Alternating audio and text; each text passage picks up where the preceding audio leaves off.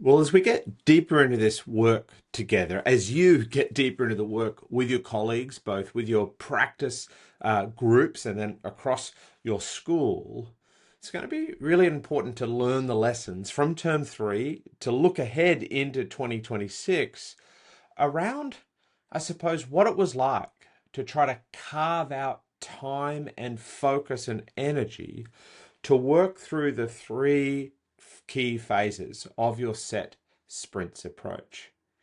See, one of the hardest things in teaching is that it's what Dylan Williams calls an infinite job. I mean, there really is no limit in the number of things we can do. I've heard Dylan talk before about the idea that in the end, a group of doctors might say, look, we did all we could do to help that patient. But when can you, as teachers, ever just say, we've done everything we could do? There's always something else you can do.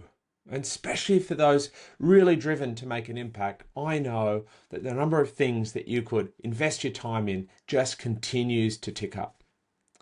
So, one of the really important lessons as a system, as a school, as a practice group, you're going to have to learn is how we can focus on something, practice improvement, that is never the most urgent thing on a day, a week, or month, but actually make the commitment and set up the rhythms and routines so that we carve out and we protect and we nurture the time we need to do practice improvement.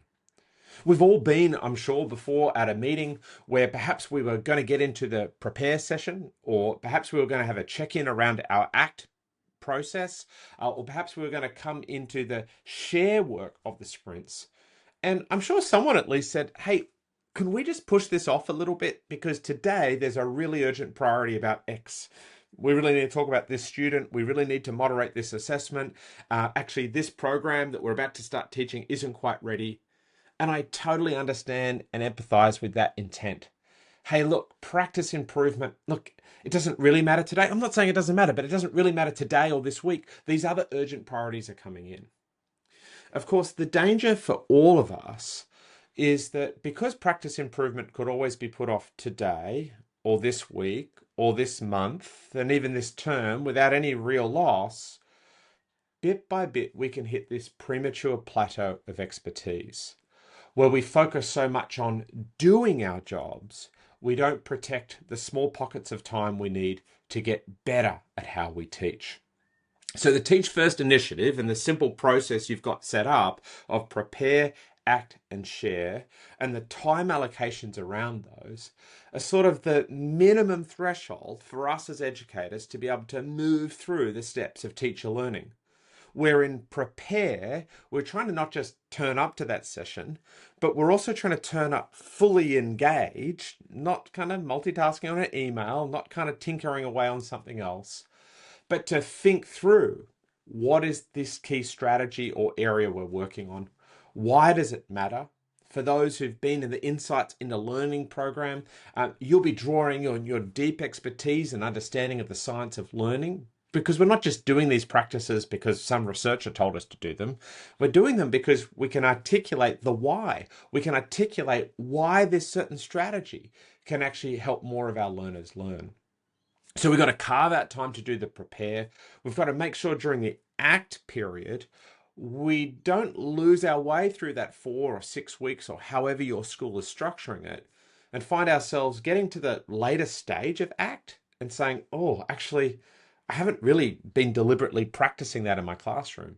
Or I haven't really got on to organize an observation with my sprint coach or one of the ILTP educators that are available. And oh yeah, my peer observation partner, we kind of didn't get around to scheduling it, and now we're already at the end of the act period and we didn't get it done. And lastly, with the share period, you can imagine the same.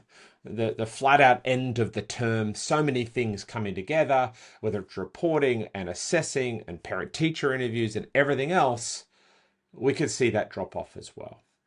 And so, what I really want to encourage is a collective commitment to hold this minimum amount of time we need to keep getting better through each sprint and to think carefully, often, in advance about what we might have to stop doing, what I call pruning, or how we might need to just level out our workflow commitments to ensure that at the key points in our sprint process, we have both the time and the cognitive and emotional energy to get the most out of the work.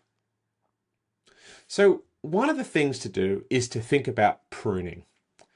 Pruning as a concept is a way of asking ourselves, how do we direct the limited energy resources and time we have as educators to the things that will not just give us some benefit, that will give us the greatest long-term benefit for our students.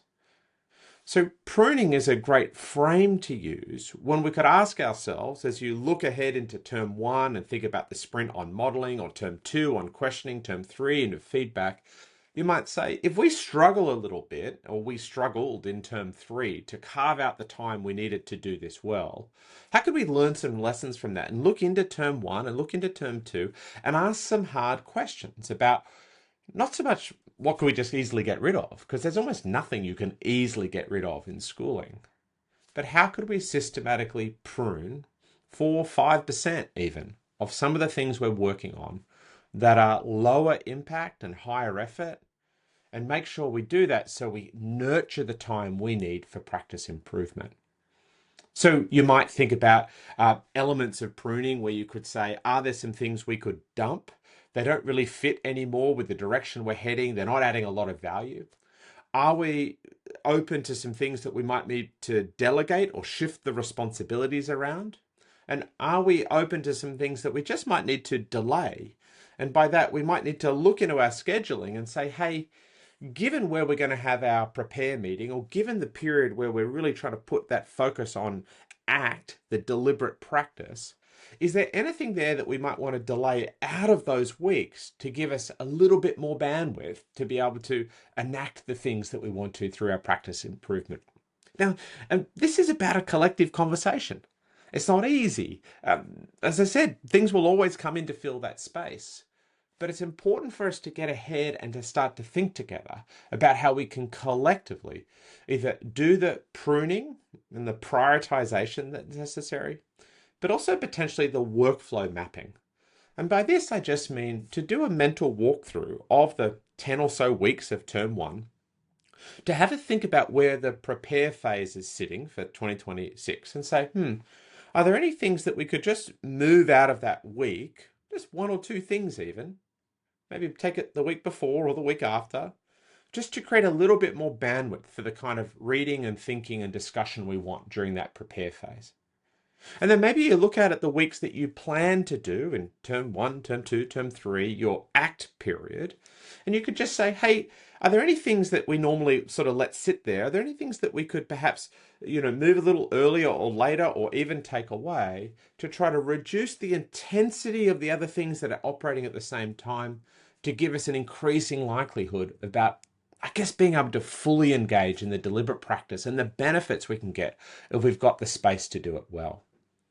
So if we are going to engage in practice improvement, we all need to agree that we're not going to suddenly find ourselves with multiple free hours that we don't know what to do with in our job. No, instead, it's really a decision to say, we have decided that practice improvement is way up there and one of the highest priorities for us. And that's not because it's the most urgent. In fact, it's easy to put off. But over the next few years, we are going to get amazing payoff for ourselves in the efficiency of our teaching, for our students in the impact of our teaching on their learning, if we can somehow just carve out this minimum amount of time and energy and effort to practice improvement for each sprint. So I think it's important to reflect together about term 3 and the lessons learned about being able to prioritize, not just turning up to the meeting, but being fully present at the meeting, being fully present in that meeting, turning up and following through with actually the deliberate practice during the ACT period, having had some time to think and to bring our thoughts together before coming in to share, getting into the observations and making sure we've got bandwidth for that.